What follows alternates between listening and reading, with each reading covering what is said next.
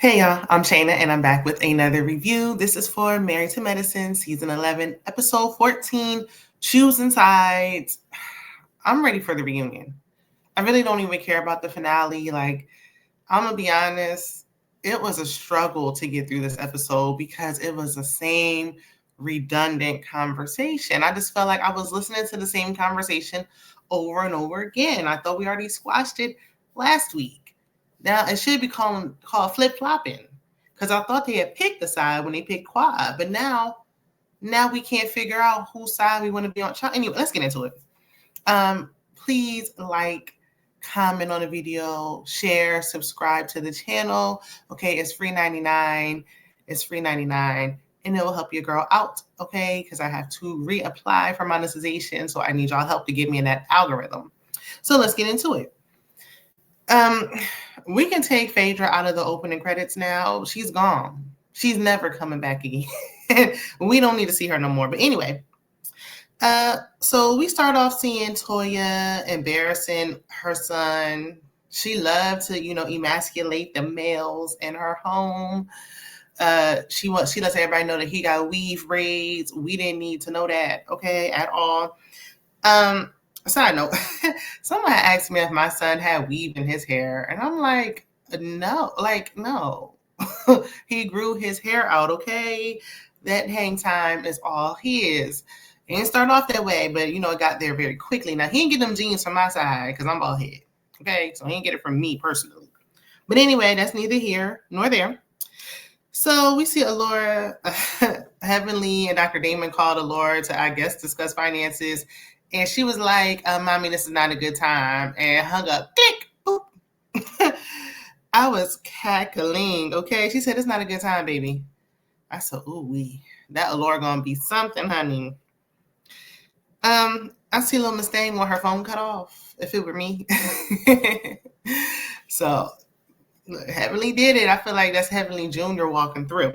Anyway, so we see Dr. Simone and Dr. Jackie having lunch, and we haven't seen that in quite a while. So that's always good to see. Now, Jackie asked Simone if she sends congratulation cards to her patients after they give birth. And Simone said, no, because I'm there. Why would I need to send them a card when I see them in person? I know that's right. And Jackie was talking about she was being shady. Sound like she just telling the truth. Now, me personally, anytime I've given birth, I've never gotten a congratulation card, nor have I actually had my doctor, who I had for the duration of the pregnancy, be there when I gave birth. It was always just some random person who was working at the hospital. So shout out to Simone for always being there. Okay. So apparently Phaedra had paid her $40,000 Met Gala debt, and good, now we can put that to bed because I don't want to hear about it no more. And they said she didn't come to the reunion, so we don't got to hear about it there either. I hope. So Jackie reminds us that Phaedra agreed that Apollo could come on the couples trip. And Simone is confused because Phaedra had brought Apollo to the reunion last year. Now, Phaedra, you thought you pulled a fast one bringing him to the reunion, and all you did was get yourself hemmed up. But Phaedra agreed that Apollo could come. She didn't agree that Apollo and his wife could come, even though it was a couples trip. She didn't say him and his wife could come. She just thought it was him and him alone, okay? I personally wouldn't want to see the ex-mistress turn soon-to-be ex-wife number 2 either. But bottom line, it don't matter. She don't want nothing to do with y'all. Period, point blank, okay? So then we have a redundant conversation about how the group can move forward now that Dr. Greg pressed charges. We can't. End of story. Y'all gonna have to pick a side. They also laugh at Dr. G's diss track to Quad. It was funny the first time or two, but I don't want to hear it no more. I don't want to hear it ever again, actually. I'm tired of hearing about it. So Dr. Heavenly and Dr. Contessa have lunch, and again, we're having another rehashed conversation. They could have kept this filler episode. They really could have kept this in the archives. This could have been an email. Okay, let me just get into it. That's a whole episode. Okay, anyway. So they were saying, how can they move forward? And, Heavenly was wrong. They both were wrong. Okay, the end. They agreed to try to move on from this. Good. Next. Even though they don't. Contessa is doing a diabetes event and wants to invite everyone. Unrealistic expectations. Contessa use your thinker, girl. How does that even make sense? This isn't just Dr. Greg and King having a little spat. He pressed charges. Like, girl, anyway. So Dr. Eugene, he hurt his foot, which I never saw that. Didn't need, like, I believed him when he said it. I didn't need to see proof. But anywho, and so it was like, oh, we got to do our waltz for our thing. And girl, if his foot hurts, I mean, what? But you know, Soy don't care about his foot. That's not her priority. She worried about stunts and shows. So Eugene states that the Lunsfords feel like everyone was choosing the side of wrong because no one was really fooling with Quad last year, and they just met King. So how could they not be on his side? Because he was going out like a kitty cat. Okay, meow, meow. And I don't like that. But I mean, whatever. They just switch up so easily. Y'all was on the side of right, and y'all picked a side. Y'all need to stay there. Period. Like Dr. Greg and Sweet Tea, they fulfilled what they needed to fulfill. It's run its course. They can go now. Y'all don't even like Sweet Tea like that anyway, but whatever. So Quad has a in-home date night at her house with King. Quad wants King to move into her home. He doesn't want to move into her home. Like he feels like they should just get a new home together.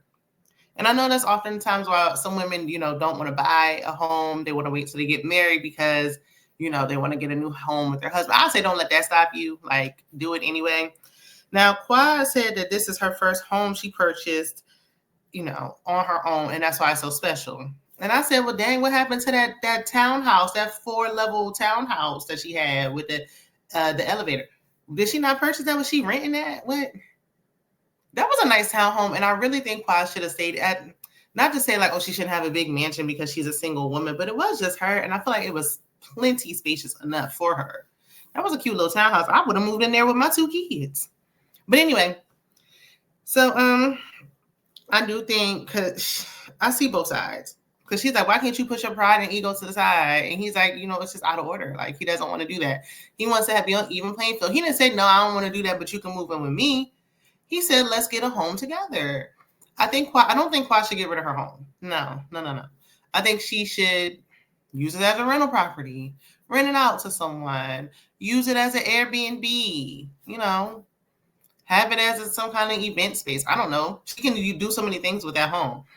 But I still agree that her and King should start fresh and have something that is their home, that they got together. Even if they rent first, just to see, to get it, you know, make sure this is what they want to do.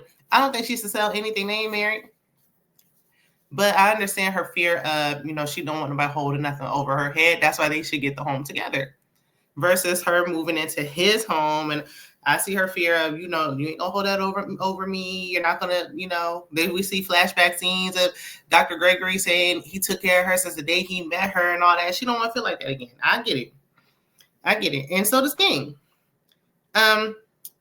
King says Quad tests him when it comes to gender roles, like she be testing him with the trash and making the bed and stuff like that. And she's like, look, you know, I have trauma from my previous relationship.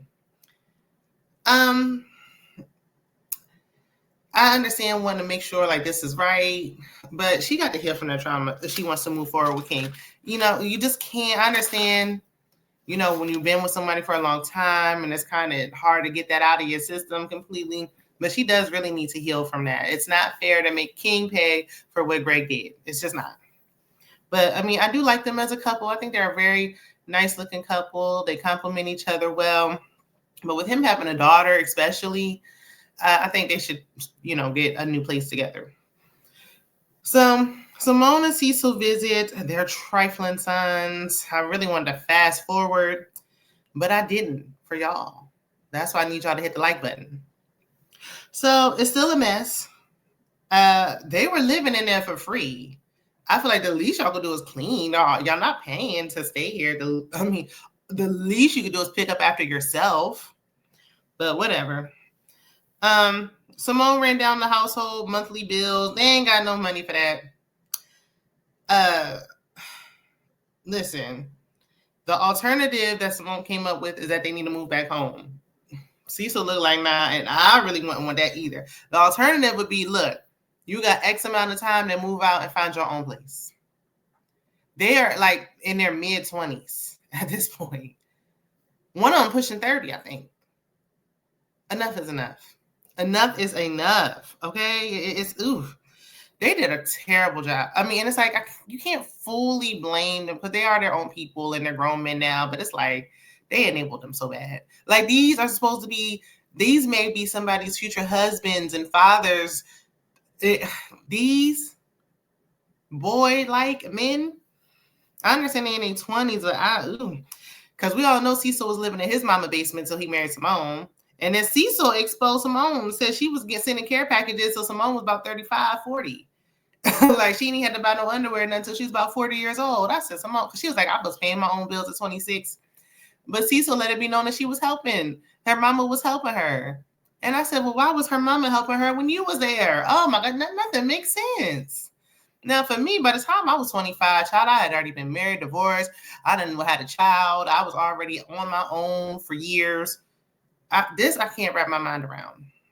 I'm not saying people had to grow up too fast or anything, but I mean, enough is enough. We can't keep babying these children. I know some grown men who are 40 years old who don't want to move out their mama's house with children. No. Nah. Now, will I ever have my children kicked out on the street? And I'm gonna help you, but you got to help yourself. There's a time limit. There's boundaries. You're not supposed to live with me forever. You just no. You're not. You're not. Especially my son, because I know we hold boys and girls. Sometimes people hold them to a different standard and all that. They say sometimes mothers, baby sons. Not me. I don't want no woman calling my phone later on down the line talking about how trifling my son is. No, thank you. I want to do the best I can. I don't want to be like, your mama didn't raise you right. Nah, I'm going to do the best I can, because if you're saying you want a family one day and you want all these responsibilities, then it's time to be responsible. Like the time is now. The time is now. You had your time to be childlike. Them days is over with. It's time to grow up. The one of them ain't even, is he still in school? Okay. He going to school forever. Just to avoid, and they talking about, they working these part-time jobs. It's time to, listen, if you ain't going to, I don't think everybody has to go get a degree to be successful. I don't think so. But you're going to do something. You're going to have to work. You're going to do something. Okay? So, they're enabling them. Next, it's the day of Contessa's event. And sorry, y'all, I just went on a rant and a rampage. I don't want to see them sons no more. I can't even believe those sons is still part of their storyline. Let me get off it. It's the day of Contessa's event. Heavenly feels like Dr. G filing a police report allegedly, because he turned around and said he didn't. Did you or didn't you? I'm confused. But anyway, she said that what did I write? Oh, she's telling Dr. Damon, I write like a doctor, okay? I can't read my own handwriting. She was telling Dr. Damon that she thinks Dr. G filed a police report because he didn't want to see Quad with King anymore. Like, he just couldn't take it. And I mean, tell us something we don't know. So Dr. Damon feels like it's unfair that King isn't allowed to come back. I mean, he can film with Quad, so it's okay. Like, he's not really a part of the medicine when it comes to married to medicine. I mean, it's cool, but I understand Quad won. She finally get to have a man up there with her, and he was only up there with her for like 2 episodes. Dr. Damon really liked King, okay? He don't think it's fair, okay? This is the most vocal I've heard him ever. So, Contessa discusses diabetes and how it affects Black people. Y'all, as a community, we've got to do better with our health. I mean, soul food every now and then is one thing. I got to take my own advice. Got to do better with our eating and getting our health under control. But anywho, Quad said she'll leave when the Lunsfords arrive. Clearly, I would have as well. Contessa said that she sides with Quad and T. This is why I didn't care when she left the last time. I really didn't. Like, everybody was like, oh, I wanted Contessa to stay. I was fine with her leaving. Conehead wants everyone in the same place. Heavenly said that's not gonna work with charges involved, girl. Exactly, Heavenly. Exactly. And Heavenly been getting on people's nerves lately, but she was right on this one. So Quad is confused as to what happened with Tess, because she was singing a different tune the other day at her house.